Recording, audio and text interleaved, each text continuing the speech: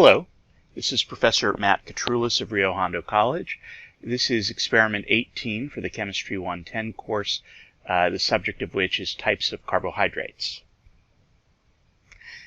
Now, this experiment is quite a bit different from the other experiments you've seen, particularly because it really isn't an experiment. It's more of a homework assignment. We call this a dry lab, and it essentially is designed to help you review the material that you've covered in carbohydrates, which is in chapter 14 of the textbook. Pretty much everything that you need in order to carry out this assignment is written in the introduction to the lab itself. And while I know that many students like to skip that introduction, you can't with this one. You really need to read through it thoroughly. Don't skip over it. It's going to have not only a review of carbohydrates, but it's going to contain a couple of the structures that you will need in order to complete the assignment. You also will want to rely on your lecture notes, so please be sure that you review those before beginning. Don't just look at them as you're doing the assignment. Give them a good look over and a study before you start. And I would also strongly recommend that you take a look at the videos that I posted for chapter 14. And I'm going to provide a link to that.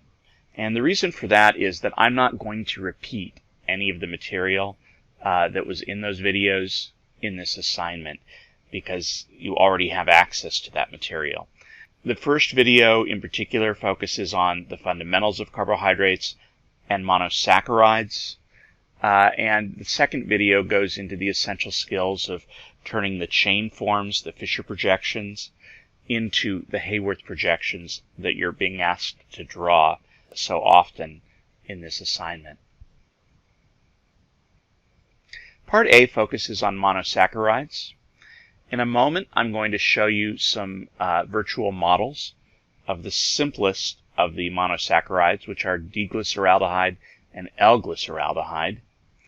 And you'll want to be sure not to mix them up on the report sheet. For whatever reason, they ask you to draw L-glyceraldehyde on the left and D-glyceraldehyde on the right. Most of the times that I'm used to seeing this, they ask it in the opposite order, but just be sure that you follow the instructions as they're written. Make sure that you review the beginning of the Chapter 14 Part 2 video that I've posted before you try to draw those Hayworth projections, because it will show you how to do this in an easy as possible way. For Part A.4, you're going to be asked to draw the Hayworth projection for alpha-D-fructose. And the problem with fructose is that it is a ketose, and most of the attempts that we've made to draw Hayworth projections focused on aldoses. And it is also going to form a 5-membered ring. However, all the other Hayworth projections we've seen to this point have been pyranoses. They've been 6-membered rings. This is a furanose, a 5-membered ring. So to keep things as simple as possible, I'm just going to draw it right here for you. So you'll want to go ahead and take a look at this molecule right here. It is alpha-D-fructose. Carbon number 1 is up here. Carbon number 2 is right here. That used to be the ketone in the chain form. 3, 4, 5, and 6. And on carbon number 5, we see the alcohol that is being used to react with the carbon at carbon number 2. Let's go ahead and take a look at the models right now of D-glyceraldehyde and L-glyceraldehyde, which are enantiomers, and see how their structures differ. Here we have the two most basic aldoses. They are on the left, D-glyceraldehyde, and on the right we have L-glyceraldehyde. These molecules are enantiomers. In other words, their connections of atoms are all identical, but their orientations in space are a little bit different. Let me go ahead here and rotate these so you can take a better look. And what you'll see, actually let me rotate it the other direction, is on carbon number 1, for both of these we have the aldehydes. On carbon number 2, we have an alcohol and a hydrogen atom, and that is bonded to carbon number 3, which has 2 hydrogens and another hydroxyl for an alcohol.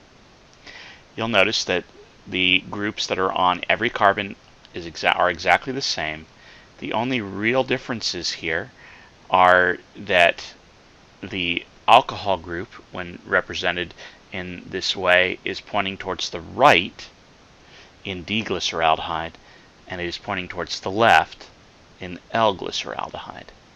They are enantiomers. B of the experiment continues by looking at disaccharides. All of the structures that you're going to need are either in the beginning of the lab, or they are in Chapter 14, Part 2 video. Specifically, you'll need to look at that video for sucrose. You want to review carefully the section about hydrolysis, and make particular note of the fact that in a hydrolysis reaction, we should be showing water as one of the reactants. And that is not clearly shown in the Part 2 video. Also, when we form a disaccharide, water is a product, also not clearly shown. So let's take a look at an example of what such a reaction might look at. Let's say we are combining 2 beta-D-galactose units to form a disaccharide. So these are both units of beta-D-galactose, and they are going to come together. They could come together in many ways. Let me say that I want them to come together from carbon 1 to carbon 4 here. If this is beta, then that means this OH must be continuing to point up.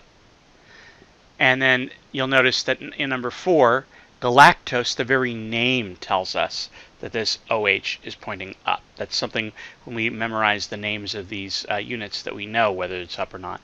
So that means we're going to link here right above. You'll notice that we lose an OH and a hydrogen, and that's where the water is coming from here. This particular disaccharide doesn't have a special name, so I'm just going to say it's a beta disaccharide. What do we call the linkage as it's shown here? Well, it is beta because this is going up, and it is linking from 1 to 4. So it's a glycosidic linkage that is beta 1,4. You'll note that I said that this was a beta product. When I say that it's a beta product, I'm not talking about here, but I'm looking over here. This hydroxyl here is beta. So this is a beta disaccharide. I'm referring to the final hydroxyl group. Let's say we take that last reaction and we do a hydrolysis on it, on the product of it. So this is the exact same reaction, but in reverse.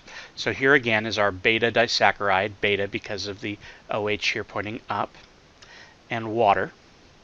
When I carry out this reaction, it will give me back my 2 units of galactose, beta-D-galactose. Now a couple important questions. First of all, does any alpha disaccharide exist in solution? Well, it turns out that once these units have joined, this unit is locked in place unless I actually carry out a hydrolysis reaction. However, remember that these terminal rings are always in an equilibrium with their chain form. So that means that this carbon is always opening up, reforming the aldehyde, and then closing back down into a ring. And each time it closes, it could be alpha or it could be beta. So there will be some alpha disaccharide in there as well. I can't tell just by looking at the structure whether there's going to be more alpha or more beta. That's something that would have to be determined experimentally. I've just only chose to draw the beta here.